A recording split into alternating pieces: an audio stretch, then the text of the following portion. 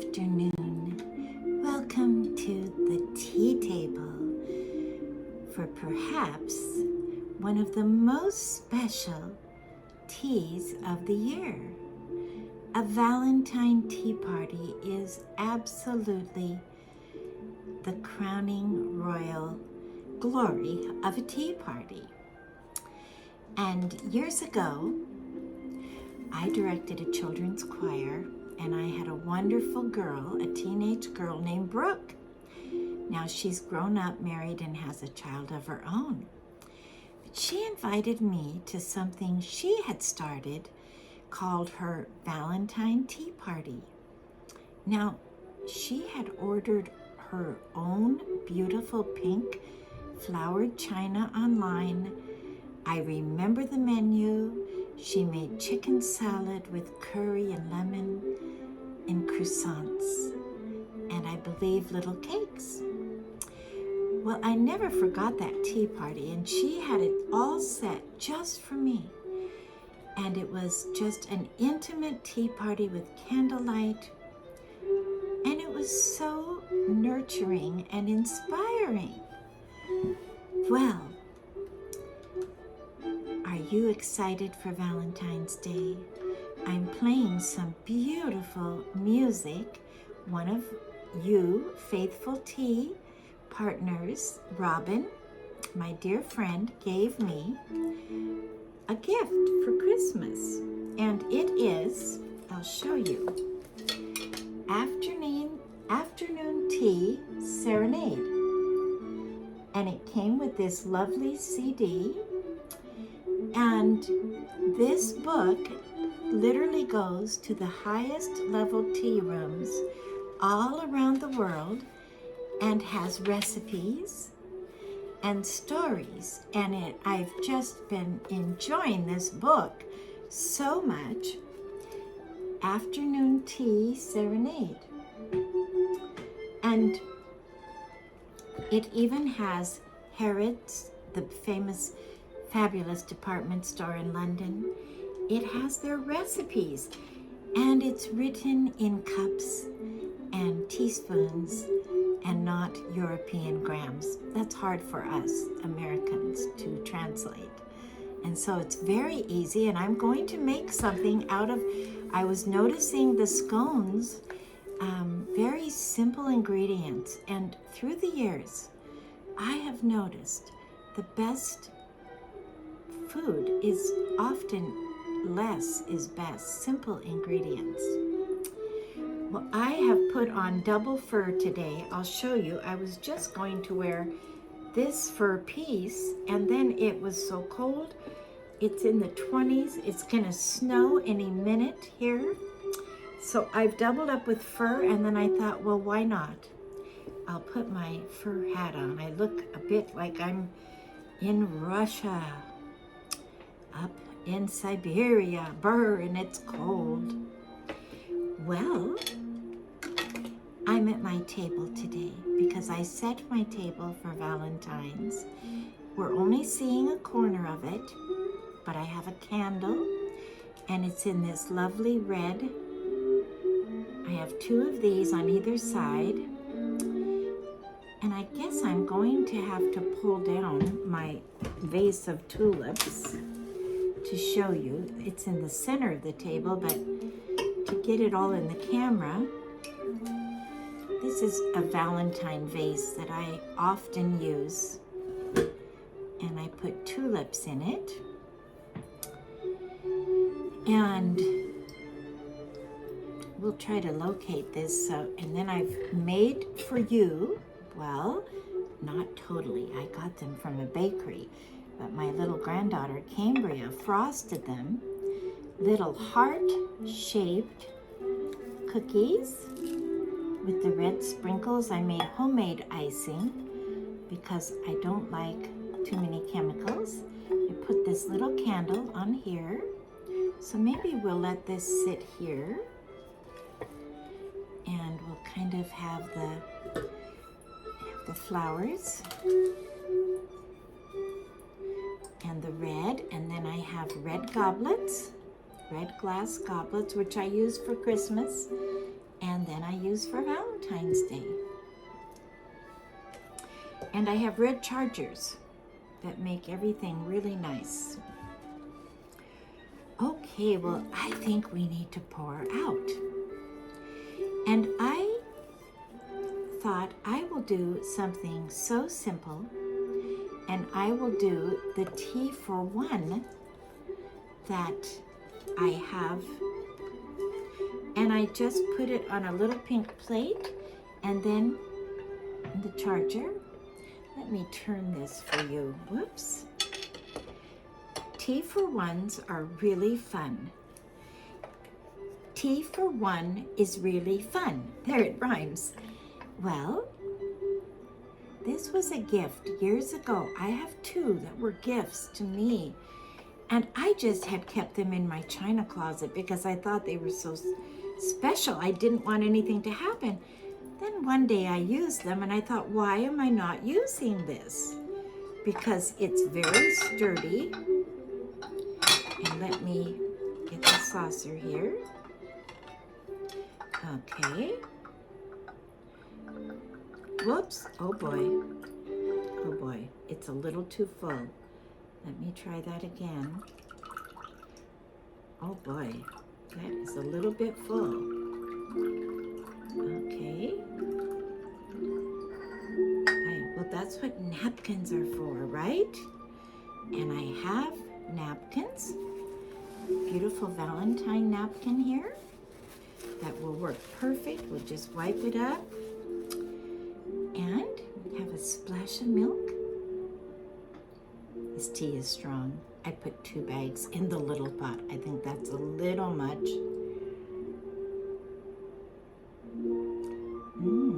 Very nice. So then after, you just go ahead and you move the little pot to the side and you let the cup sit like that.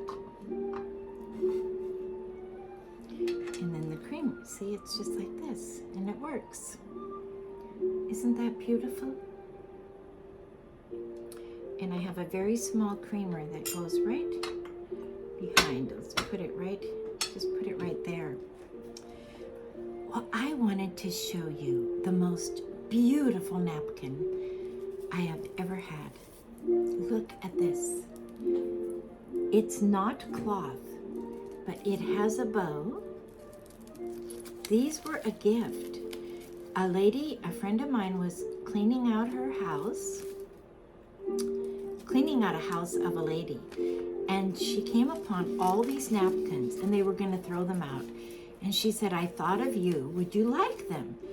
Now look, it becomes a doily, but it folds up, and it would be just a lovely addition.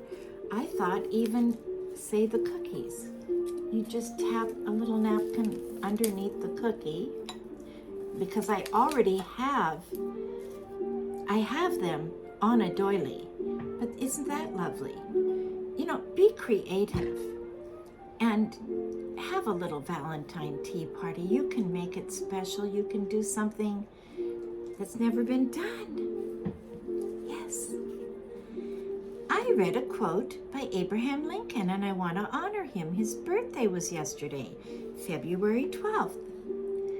And he said something we've been saying on the tea table. The best plan for the future is create the plan.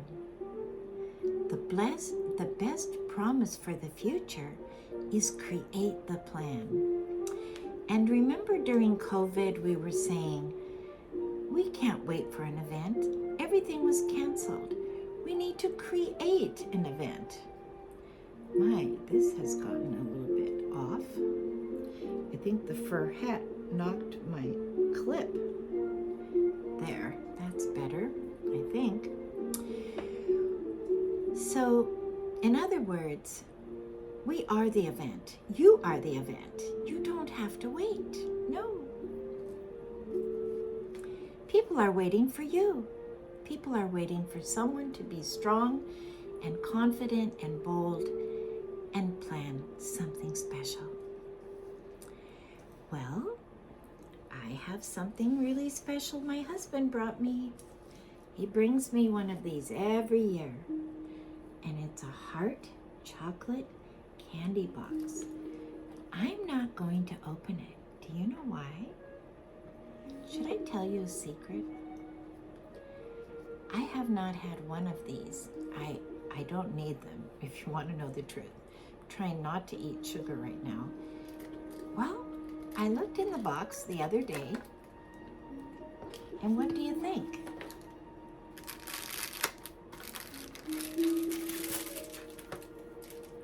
All gone. And that's a blessing, because I don't want to eat them. My husband every day was getting in the box. I said, that's fine, I don't care. We'll share it. I will use this special box, maybe to hold some cards in or something special. Isn't it just beautiful? Isn't Valentine's Day the best? I love Valentine's Day, and you do too. Maybe we could kind of stand this up and let it be a little bit on a display. Well, I have a couple things I wanted to share with all of you, because you are my friends and we meet every week, and some of you I see in person, and many of you comment, so I feel close to you. And last week, my husband and I, last Saturday, went to a memorial service for truly one of my dearest, my longest friend. We knew each other from babyhood, and we grew up together in the same church. We did everything together. We became college roommates. I was in her wedding. And I'm going to dedicate a tea talk to my dear friend, Doreen. But I just wanted to say, it was one of the most beautiful experiences. If memorial services, when someone has lived such a good life, given so much, there is such comfort and hope. She taught school for 44 years, kindergarten. She started a little kindergarten with her husband called Little Treasures. And Doreen we had so much fun through the years. And after I read my poem and gave my little talk, it was so sweet. Her children said, "We've learned so much about our mother. I told things they didn't know. I owe so much to Doreen. She had a horse and lived on an estate, and that was my first horse ride when we were 8. And the horse's name was Charlie. And they said, we never knew about Charlie." And then I told how I used to tell my children good night stories, and I would tell them Doreen stories, because Doreen and I had so many adventures, so many stories. And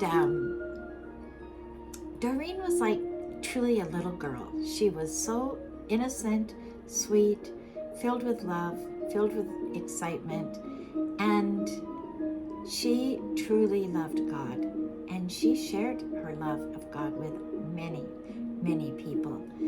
And at her service, she had so many little kindergarten children that had grown up, that were now adults, that said, Doreen gave us such belief in ourselves and always loved us.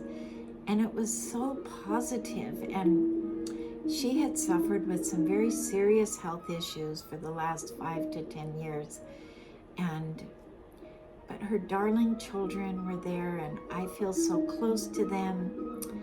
And they want me to make a video of Doreen stories. So when I have time, I'm going to do that.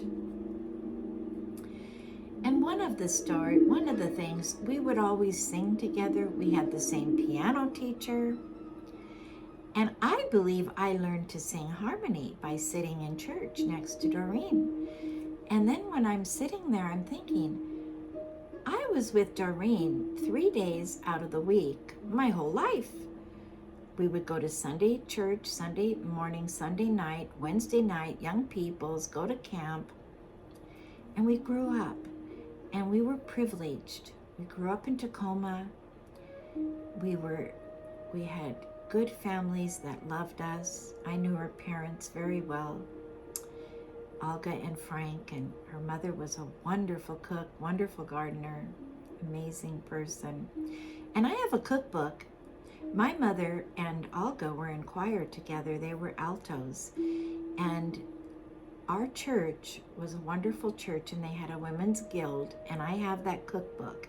And I have recipes of all these women I grew up with, the mothers of my friends. And a cookbook is such a connection to the past, because I can see them when I see those recipes, and it was a very Norwegian church, and there were so many cookies and baking and generosity that I grew up with. They didn't just bring a plate of cookies, they brought trays of cookies, trays of home-baked goods, and we had a wonderful growing up time. And it was safe.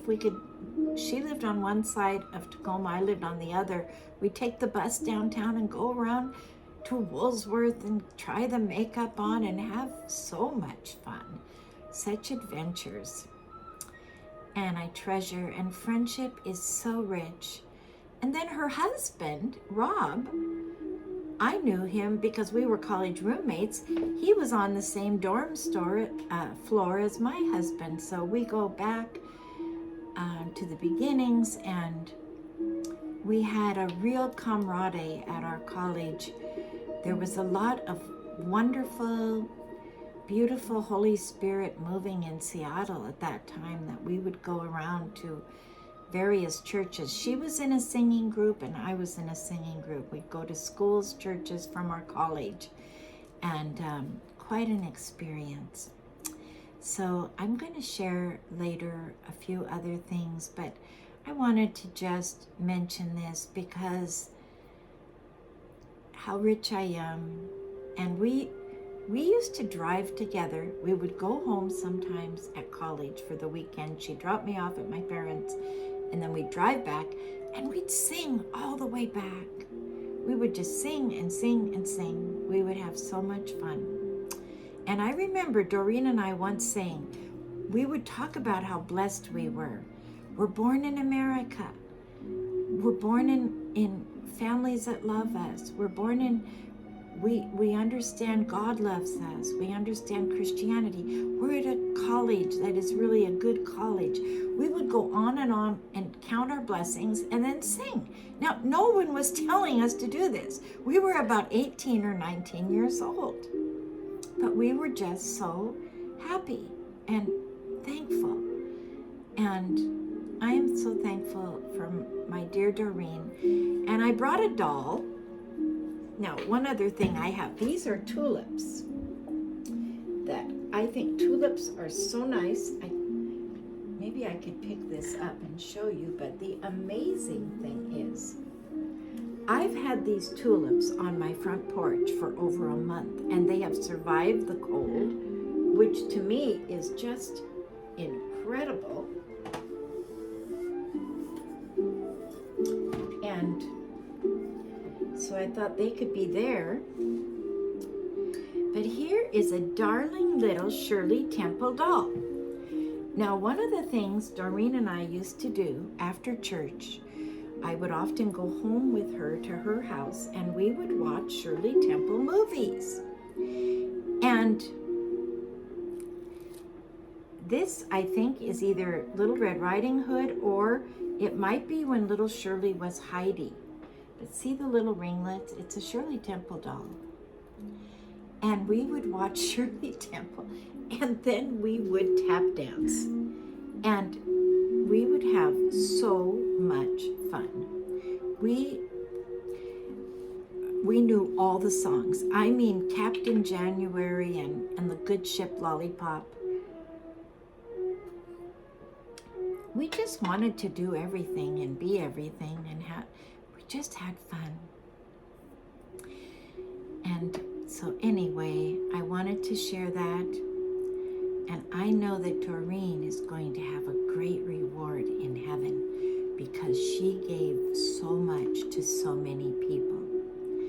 And next time I'm going to tell you a story, a true story of something that we found out and her husband found out just in the last year of, we were singing and we had gone to the Servicemen's Center downtown Seattle, and it was the Vietnam era, and so we were asked to come from the college to sing to the young men.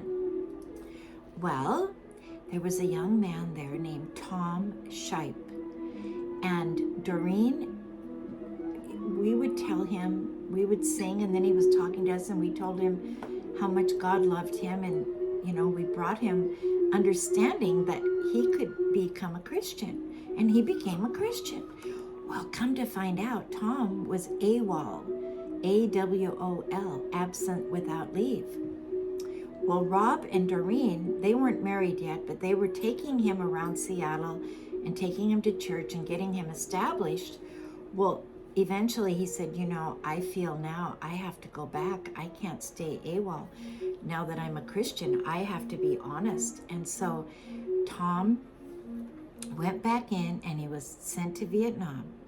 Now, Doreen kept up with him and sent him letters. I also sent letters.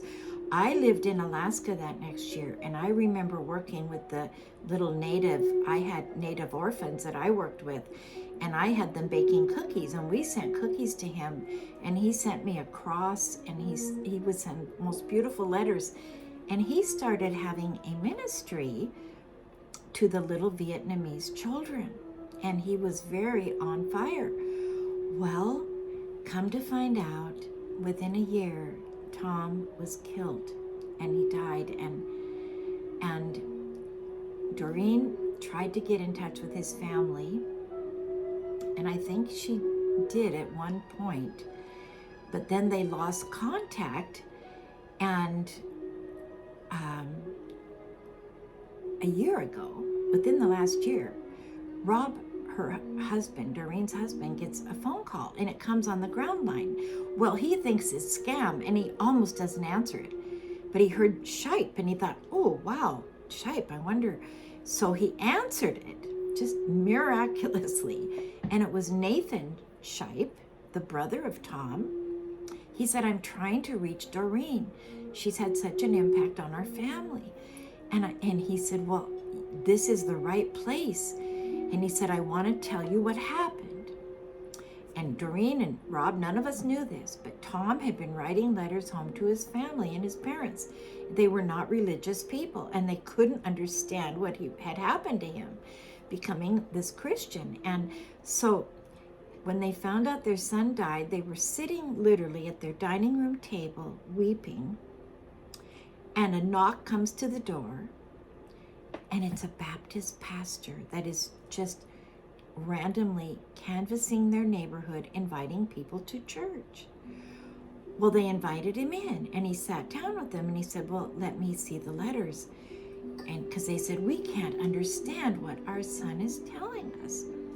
So they started reading, and he read, and he said, well, your son has become a Christian, and would you like to become a Christian? And they said, yes, we do. So he led them to the Lord, led them to God. Well, Tom had brothers and sisters, and they all became Christians. Now, this is the backstory. He had has three brothers that are still living, that became Baptist pastors and have led hundreds of people to the Lord. And this Nat Shipe wanted to call Doreen and tell her. And what a beautiful story for her service. And there it is, the power of one. We never know the impact we're having. We never know the influence. We can think our life is so little and we're not doing anything. We wish we were doing big things. but be faithful in the little things. God will bless and honor. And so that was shared, and her children got to hear this story. And I can remember, I can see us all as clear as a bell in downtown Seattle. It was a big building, a very nice building, and it was called Servicemen's Center. Somebody had established it for during the Vietnam War. Maybe it's still there, I don't know. But how amazing that we all went down that one Sunday, met him, and the rest is history.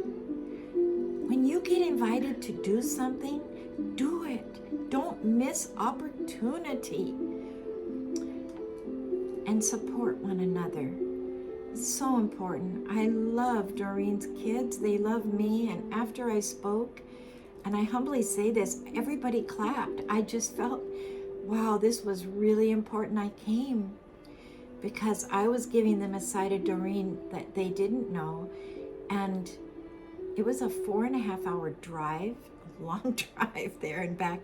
So worth it, so worth it.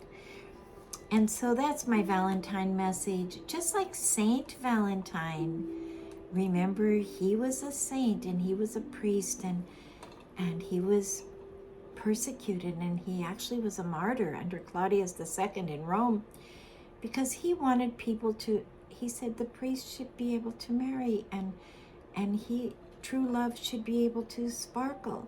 And boy, they didn't want that. He said, no, you are going, I don't know the whole, it's so back in time, we don't know the whole reason, but he was a beautiful man, and he was in jail, and he saw the jailer's daughter. She was very ill. He prayed for her and helped her, and she was healed. And then he fell in love with her, and he wrote her a beautiful letter, a Valentine. And that's where Valentine's Day comes from. Isn't that beautiful? So it's a romantic holiday with chocolates and heart-shaped cookies, candlelight, and flowers and tulips. My, the tulips are hardy flowers, aren't they? So I put a little red and a little sparkle, put the kettle on, have a little friend in, a couple friends in, and have a Valentine's tea party. I say Valentine's Day lasts all week. If you get this a little after, don't worry about it. Yes. Well, I thought this music was really appropriate because it's afternoon tea serenade. Isn't that nice? And the CD that I'm playing came with the book. And it's just all different nice pieces of classical music. So if you can't have a tea party, send a little Valentine or text a little Valentine. Yes, and if you haven't subscribed to my channel, please subscribe. Please push the notification bell and share.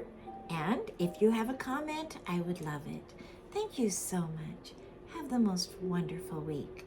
God bless. And I'll be looking for you next time.